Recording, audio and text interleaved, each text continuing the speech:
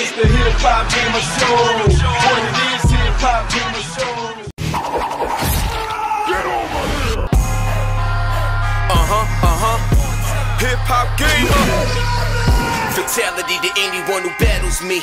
Murder, murder, every round there's a casualty. Every character a shatter your anatomy. This a grown man's game, the pain, agony. Yo, what's up, man? It's the one and only Hip Hop Gamer, High 97 BET GameStop. You see the belt, you already know what it is. First off, we talking about FIFA 16. I just lost, man. You know what I'm saying? Just lost 3-1. I did score a goal, though. I did score a goal. Yo, that guy right there. You know what I'm saying? You know, he's good. He's really good. You know what I'm saying? I see why he's here. But first thing I want to talk about, and this is starting to become a trend, a great trend, and it's responsiveness. The game feels great, and it always felt good. Like FIFA throughout the years, it's always been like a prime title within the EA Sports, repertoire. But this one is a bit different. Got the woman, got the woman in the game now. I was in the United States. Even though I lost, we won in real life. You know what I'm saying? So we're gonna leave it like that. First off, how do you feel, about the game in terms of the work that you put in, the feedback that you've been getting, seeing how this is a big forward step for the franchise? How do you feel about it? Well, I mean, I think, adding women to our game is probably one of the most important things we've ever done. It's one of the biggest things that we've ever added. And, if you look at the growth of the women's game in the last few years, it's been phenomenal. And we pride ourselves on being the most authentic, sports game, soccer game there is. And, we felt to be truly authentic, we needed to add women in our game. It's something we've been working on for a couple of years. We did a prototype. We realised we had to do some technology changes just to get body types correct, and just the way we did our scaling just didn't work well to bring in women players. Done lots of motion capture, scanning all of their heads, and we're just really proud to be able to do it. You look at the World Cup that just finished. USA won. It's a shame England didn't. But USA won. But the tournament itself was phenomenal. We're very, I'm living in Vancouver. I was very fortunate to go to a game, and it was just fantastic to see just the quality of football and the intensity of the game was phenomenal. Now, one thing I want to ask you, and I think this is very important, is when it comes to gameplay style. You know what I'm saying? How do the women and the men differ? And is there an option where you can actually play men against the women and see how that turns out just for fun? You know what I'm saying? Yeah. How does that work? So women's teams only play women's teams, men play men. And the reason for that, authenticity. At the end of the day, that's how it works. Exactly. Yeah. But we've spent a lot of time making sure that we can replicate the way women play as authentically as possible. So we've taken our rating system, we've reworked it for the women's game.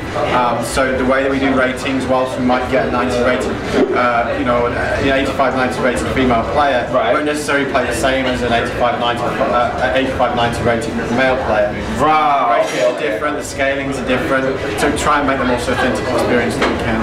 Now, in terms of sports in general, no matter what sport it is, you feed off the energy of the crowd. We all know soccer is the most renowned sport in the world. You know what I'm saying? So crowd energy plays a big role. One thing about FIFA games, maybe it's just me, but that's something that I always felt didn't really grasp me in terms of the way players start to change or get into a zone based off the crowd. Has that been something that you heard before? Is that something that you actually want to tackle? Because I think that it'd be so cool if there was a certain crowd leader that brings the team chemistry together, or maybe the star of the team gets a bonus or something like that because they're in a whole new zone because of the crowd and the energy. I would love to see something like that in the game. Well, we do have a big match atmosphere, so in bigger games, if you play career mode, if you play more a rivalry game, I'm a Liverpool fan, obviously big rivals for Liverpool is Everton, they're local rivals. You'll feel a bigger atmosphere in those games, so depending on kind of who you're playing, what kind of game it is, if you're playing a kind of pre-season exhibition game, clearly the crowd's not going to be quite as into it as they would be in American football or hockey, but if it's a big game, you really feel the atmosphere of the crowd, you get a late goal. It's something we worked on a lot as we moved to Gen 4 platforms, really creating emotion in our game, and the crowd played a big part in that. Now, when it comes to signature moves, everybody knows that in all sports, everybody, what separates the individuals is their signature moves and stuff like that. Now, I don't play soccer, I'm not good at it, but I like the game. I like playing the game. Now, how do you execute that so it's not something that's abused? in the game? You know what I'm saying? What type of balance does the gameplay give so that a star can be a star, but even a star can have an offense? Yeah, you know what I'm saying? How does that work in terms of bringing authenticity to that? Yeah, I mean, so skill moves is a part of our game. We've had them in there for a long time, and you know, ultimately we add new ones each year. We've done that again this year. You know, but also what we've added this year is called no-touch dribbling, which allows you to fade players. You know, you can decide not to touch the ball, kind of move around the ball to try and fake players out. I quit when you gotta hold the belt. So you serious, kid? That joint is legendary right now. So yo, I'm putting the hat backwards on that one. So go ahead, kid. I keep talking. That's what I'm talking about. So you can now hold down the left bumper or L1. And you can fake out a player. You know, I can come around you, I can try and not touch the ball and go one way and go the other, which actually makes skill games much more accessible for players that maybe can't. You know, skill moves are quite difficult to do. Yeah. And it makes it much more accessible. See, he ain't tell me that. See, we got problems now. Like, you know what I'm saying? Because he mentioned that. You know what I'm saying? Like, he told me everything. Like, that's crazy. Play him again. Now, one thing I want to ask you, and I think this is real crazy, and I want to give a big nod to EA Sports NBA Live for having that mobile thing with the face scanning. Now that you have women in the game and stuff like that, there's gonna be a lot of like women that, well, now that women is a game, you know, I want to be in the game. And then the same thing with guys, like yo, I never dreamed about playing at FIFA, but I play the game all the time. Be cool to see me in it. Like, you know what I'm saying? Like, do you guys got plans, or will you guys think about using the technology that you see in NBA Live cross over to FIFA? I mean, it's still a family there. Well, you know what I'm saying? So, is that something that you guys work with, considering that you already did some scanning? Well, I mean, with the head scanning that we do is all done with professional players. So we go around all the main teams, you know, a lot of different teams. We actually scanned a lot of the women's teams this year. Not everyone, most of them. We'll go out to some of the bigger teams as well. We've done a lot of the Premier League teams. So we've done all of that.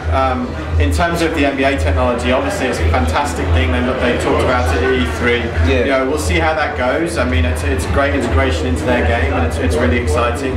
As for FIFA, there's no, you know, we've made no decision on that yet, but we'll see how NBA does. Alright, final question, right?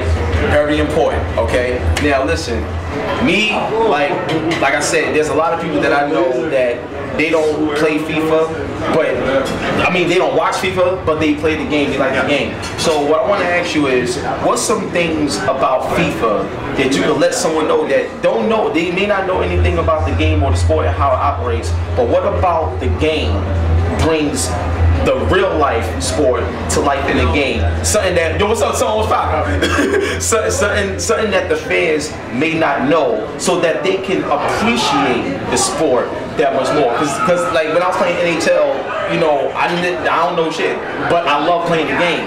But you also want to appreciate the sport so you can respect it. What's something about FIFA that you love so much, that you respect so much, that you would want that to be related to the audience? I'm not sure if your man over here, Tom, didn't tell you something. He probably didn't tell me nothing. Yeah, he probably did. So, I mean, we have the FIFA trainer this year, where we actually teach you the controls. It's a contextual overlay system where we can actually teach you basic controls, so passing, shooting, crossing. I mean, obviously that's not for something for someone like yourself who's played the game for a while, but what you can then do is you can move up different levels and actually learn some of the more advanced moves. You know, some of the like lob through balls, triple tap crosses, so you can get more out of our game.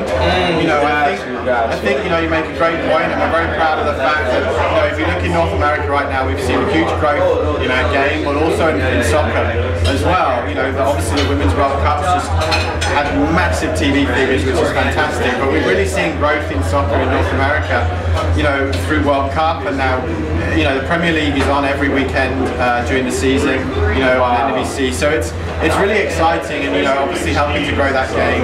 You know, people coming to play FIFA for the first time want them to understand how to get the most out of our game, so the FIFA trainer can help them do that. Yo, I love you, man. Like, that's incredible, man. Seriously, thank you so much. Yo, this is my boy Nick. When can we expect FIFA to come out? End of September. End of September. September's about to be a month. That's my sister's birthday too. So shout out to my sister, my brother-in-law, everybody. I love y'all. This is FIFA 16. Stay tuned. It's coming soon. Also, one more question, right? If FIFA would, could you vision FIFA being on ESPN, like how I forgot the other game. It was something of the heroes or whatever, but it was a big thing on ESPN, seeing, you know, esports and all this other stuff. Do you think with the success of FIFA now, and you know the women being involved and everything like that, do you think that we'll see FIFA on ESPN? You turn on ESPN and watch a FIFA game being played by players around the world. Do you think that that can happen? We'll have to wait and see. I mean, you know, it's not something that obviously we're doing right now, but we'll just wait and see. I mean, obviously it's great to see video games now being played on ESPN. That's really exciting to see. But as for us, we just have to wait and see what the future brings. Alright, cool. Alright, I had to throw that in there. Alright, yo, one love, God bless, baby. We out.